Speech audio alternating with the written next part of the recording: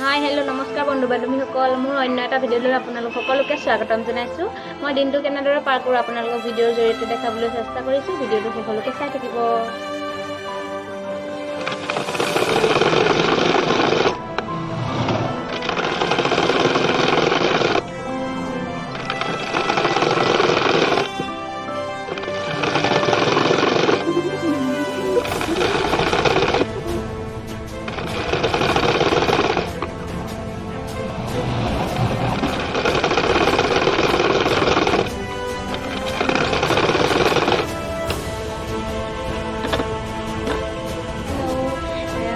দিনটো আপোনালোকক কৈছিলোঁ কাপোৰ চিলাই আছিলোঁ, বহুতকেইটা ভিডিঅ'ত আপোনালোকে দেখা পাইছে। গোটেইখিনি ভিডিঅ' কৰিবলৈ নহ'ল, বহুত অৰ্ডাৰ আছিলে। মোৰ লগৰে কেইজনমানক বিয়া অৰ্ডাৰ দিছিলে, তেওঁলোকে আছিলে, সেইটো কাৰণে চিলাই আছিলোঁ।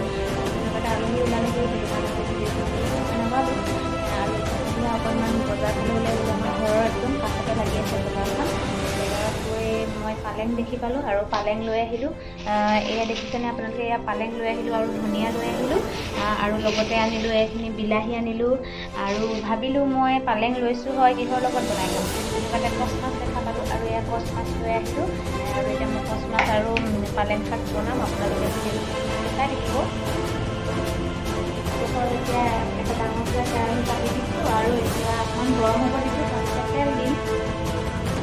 দেখিছেনে আপোনালোকে, মই মাছখিনিত অলপ নিমখ আৰু হালধি সানি লৈছোঁ। হালধিটো একেবাৰে কম দিব, তেতিয়া মানে তেলটো বেছিকৈ ক'লা হৈ নাযায় মাছখিনি ফ্ৰাই কৰোঁতে।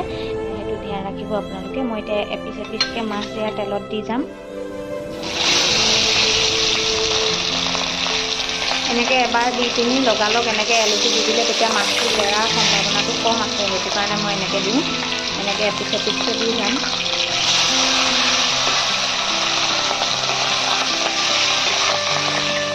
যেনে মই এবাৰতে 5 পিচ মাছ দিছোঁ ইয়াত।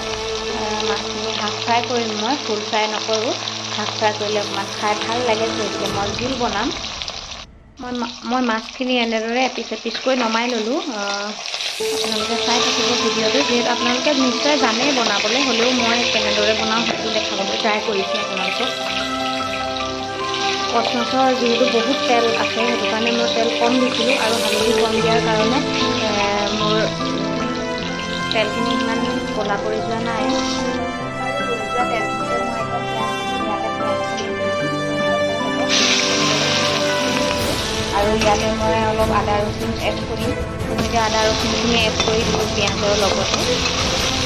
ইয়াত যে মই তেল অকণমানো নাই দিয়া দেই। কচ মাছৰ যিহেতু বহুত বেছি তেল ওলায়, কচ মাছটোত তেলেতীয়া হয় কাৰণে মই তেল কমকৈ দিছিলোঁ আৰু তাৰ পৰাই বহুত তেল ওলাই গ'ল। যিহেতু সেইখিনি তেলতে মই এতিয়া বনাইছোঁ।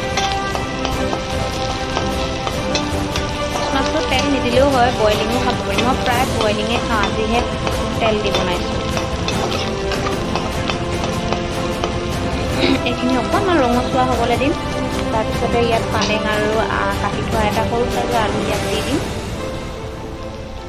এইখিনি যিহেতু অকণমান ৰঙচুৱা হৈ গৈছে, আৰু ইয়াত এতিয়া হালধি আৰু নিমখ এড কৰিম। ইয়াত হালধি আৰু নিমখ এড কৰিছোঁ, আপোনালোকে দেখি পাইছেই।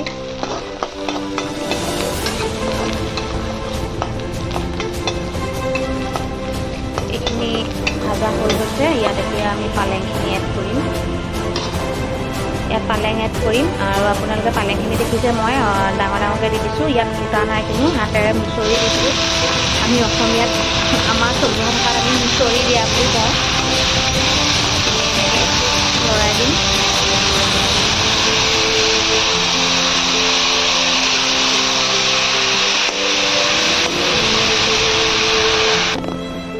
অলৰেডি সিজি গৈছে আৰু ইয়াত মই এতিয়া সোৱাদৰ কাৰণে এটা মিডিয়াম চাইজৰ বিলাহী এড কৰিম। বিলাহীটো মই ইয়াত কাটি থৈ দিছোঁ অলৰেডি। এতিয়া ইয়াত এইখিনি দি দিম আৰু এইখিনি ভালদৰে সিজিবলৈ দিম অলপ দেৰি।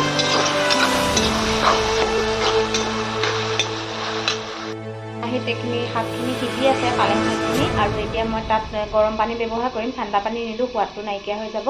আৰু মই গৰম পানী ইয়াতে গৰম পানী গৰম কৰিম। এই পাত্ৰটোতে গৰম পানী অলপ গৰম কৰিম। যিহেতুকে পানী গৰম হৈ গৈছে, শাকত পানী দিবলৈ হৈছে, ইয়াত মই গৰম পানী অলপ উলিয়াই লৈছোঁ আৰু মই এতিয়া ইয়াত গৰম পানী এড কৰিম অলপ অলপকৈ।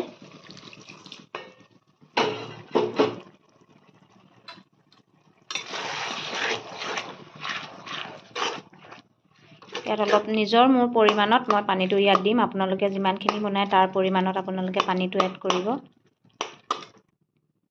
ইয়াত মই আমাৰ পৰিমাণত পানী এড কৰিছোঁ আৰু এতিয়া অলপ উতলিবলৈ দিম। ঢাকি দিছোঁ এতিয়া। আৰু এতিয়া আমি কেৰাহীখন খুলি চাম সিজিছেনে নাই। এইখন আমি এতিয়া খুলি চাম। ধুনীয়াকৈ উতলি আছে আৰু এতিয়া আমি মাছখিনি ইয়াত দি যাম এপিচ এপিচকৈ। এতিয়া ইয়াত আমি মাছখিনি দি যাম এপিচ এপিচকৈ।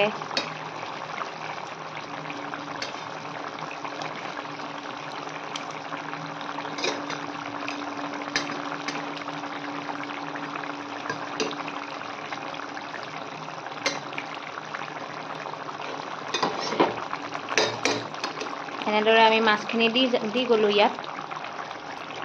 এয়া দেখিছেনে? ইয়াত আমি মাছখিনি দি দিলোঁ গোটেইখিনি আৰু এইখিনি আমি ভালদৰে উতলিবলৈ দিম।